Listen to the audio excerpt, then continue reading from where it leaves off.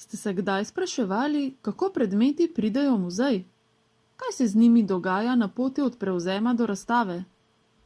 Predmeti, ki se nahajajo v zbirki Slovenskega etnografskega muzeja, izberejo kustosi na podlagi strokovno-raziskovalnega dela.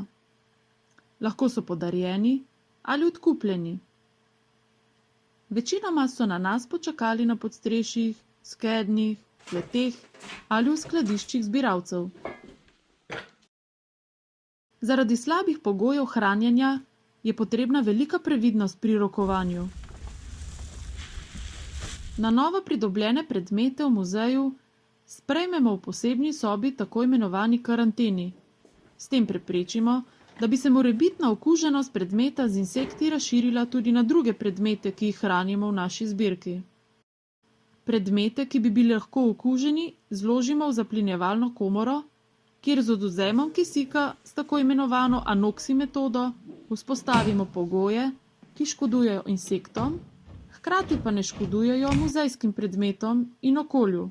Predmeti ostanejo v komori od 4 do 6 tednov. Po končanem ciklu zaplinjevanja jih odnesemo v restavratorski atelje v nadaljnjo obravnavo.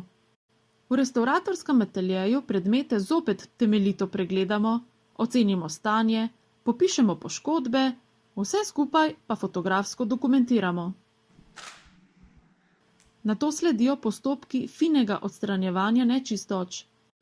Še posebej smo pozorni na to, da pri tovrstnem rokovanju ne odstranimo sledi, ki pričajo o zgodovini in uporabi predmeta. Konzervatorsko-restavratorski postopki tako zajemajo postopke utrjevanja, konstrukcijske stabilizacije, odstranjevanja korozije na kovinskih delih, do modelacije manjkajočih delov in retuše. Pri postopkih se držimo načela o minimalnosti posega. Pri delu se konzervatorji-restavratorji poslužujemo tudi obrtniških znanj, mizarjenja, rezbarjenja, oblikovanja kovin in še mnogo drugih. Po končanem konzervatorsko-restavratorskem postopku predmete shranimo v depo. V depojih imamo kontrolirane klimatske pogoje, ki upočasnjujejo propadanje predmetov. V ta namen konzervatorji-restavratorji izvajamo redni monitoring predmetov. Tako predmeti čakajo na priložnost, da bodo razstavljeni. Tudi njihova umestitev v razstavnem prostoru mora biti skrbno načrtovana. Poskrbeti moramo za dobre klimatske pogoje, primerno osvetlitev in varnost.